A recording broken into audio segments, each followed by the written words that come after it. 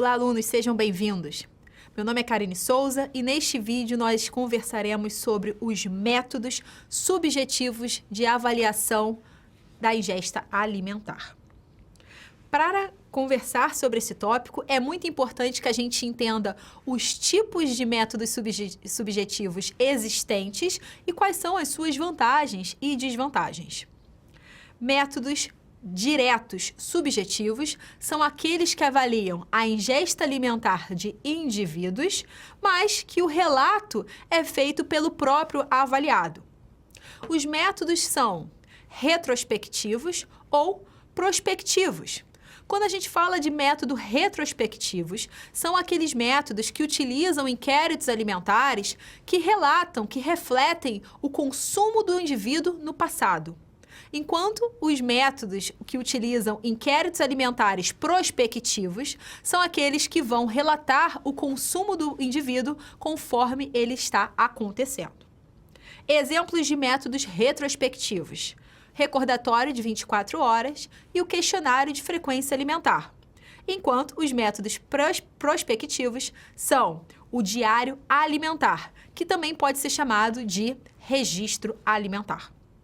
Um dos métodos muito utilizado, um método direto, subjetivo, retrospectivo, é o recordatório de 24 horas, onde o avaliador instrui o avaliado como ele deve seguir as informações, como ele deve relatar essas informações, e o avaliado ele vai relatar quais foram os alimentos na sua quantidade e qualidade consumido no dia anterior, 24 horas antes. Aqui a gente vai fazer uma estimativa individual do consumo desse paciente e a gente usa uma técnica chamada de passagens múltiplas, onde o paciente, sem nenhuma interrupção nossa, ele faz uma listagem rápida dos alimentos que foram consumidos. Depois dessa listagem rápida, onde ele vai em todas as refeições, detalhando o que ele consumiu, nós seguimos para o segundo passo, é onde a gente requer um detalhamento dessas informações. Por exemplo, o paciente mencionou que no café da manhã ele consome café, pão e fruta. Nesse segundo estágio, onde há o detalhamento, o avaliador vem buscando mais informações. O senhor mencionou que consome um pão. Qual é o tipo de pão? É pão integral, pão francês, pão branco? Se pão integral, quantas fatias? A gente vem buscando mais informações. A gente interrompe o paciente e busca mais informações, mas somente após ele ter terminado essa listagem rápida. Com essas informações, a gente consegue detalhamento, se no café foi adicionado açúcar, adoçante, qual foi a quantidade. A gente consegue entender qual foi a fruta consumida, quantas porções foram utilizadas, se na fruta foi adicionado ou não alguma semente, alguma oleaginosa, mel, açúcar, qualquer alimento adicional.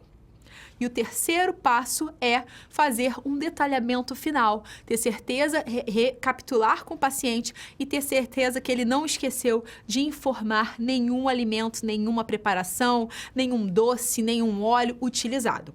Então, aqui eu trago para vocês um exemplo de um recordatório de 24 horas. Existem diversos modelos. Esse aqui foi um que eu criei para poder ilustrar para vocês na nossa aula de hoje.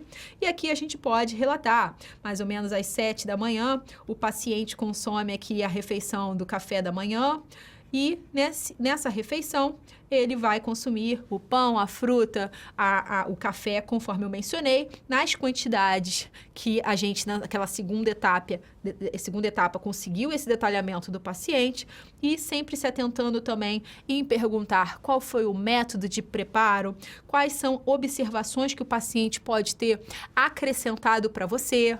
Essa foi a refeição que eu fiz, mas esse não é o meu típico de alimentação. E nisso a gente consegue relatar. Olha, eu utilizei manteiga no meu pão, mas o comum é utilizar geleia. Então, a gente pode adicionar essas observações nessa aba também. O recordatório de 24 horas, ele possui vantagens e desvantagens. A vantagem é que a gente consegue ter um dia típico da alimentação do paciente, com bastante detalhamento. É uma ferramenta de baixo custo, não requer tanto tempo para fazer essa recapitulação, mas a desvantagem é justamente essa. Requer colaboração do entrevistado, requer a memória do entrevistado para ter certeza que ele não esqueceu de informar nenhuma refeição importante. Outra desvantagem é que não necessariamente o relato da ingesta alimentar de 24 horas dele anterior significa que esse é o hábito alimentar dele. Pode ter sido um dia atípico, um final de semana, uma festa, e isso não necessariamente refletir o consumo típico daquele indivíduo. Outro método direto, subjetivo, retrospectivo que nós podemos utilizar, que nós devemos utilizar como ferramenta de avaliação de ingesta alimentar, é o questionário de frequência alimentar. Diferente do recordatório, o questionário ele vai avaliar grupos alimentares e a frequência que o indivíduo consome esses grupos alimentares, que pode ser relatado em frequência por semana, por meses, a frequência que ele consome esses alimentos, se ele consome diariamente. Então, esse método ele tem algumas vantagens e desvantagens, ele requer menos tempo, ele não tem um alto custo, ele não exige que o avaliado tenha alto nível de instrução, mas a desvantagem é que eu não consigo avaliar o hábito alimentar do indivíduo de forma individual, eu consigo entender ali o cenário, o padrão alimentar no geral. E a última ferramenta que pode ser utilizada é um método prospectivo chamado de diário alimentar. O diário alimentar, ele pode ser utilizado de duas formas. O avaliado, ele pode estimar o consumo dele ou ele pode pesar todos os alimentos que ele vai consumir. Tá?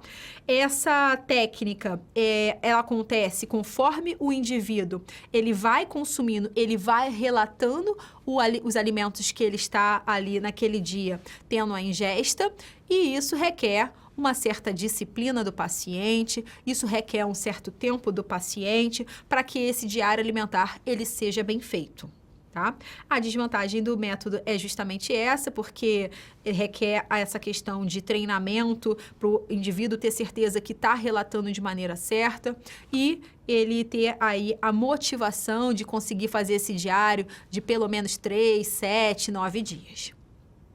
Muito obrigada pela sua atenção. Eu espero ter contribuído para o seu sucesso, para a sua formação, para os seus estudos e nos vemos em breve.